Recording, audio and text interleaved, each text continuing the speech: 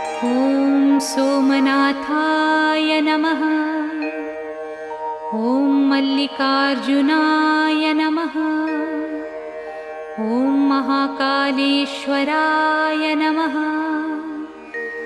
ॐ ओंकारेश्वराय नमः। ॐ वैद्यनाथाय नमः। ॐ भीमशङ्कराय नमः। ॐ रामेश्वराय नमः। ॐ नागेश्वराय नमः। ॐ विश्वेश्वराय नमः। ॐ त्र्यम्बकेश्वराय नमः। ॐ केदारेश्वराय नमः। ॐ भुस्मेश्वराय नमः।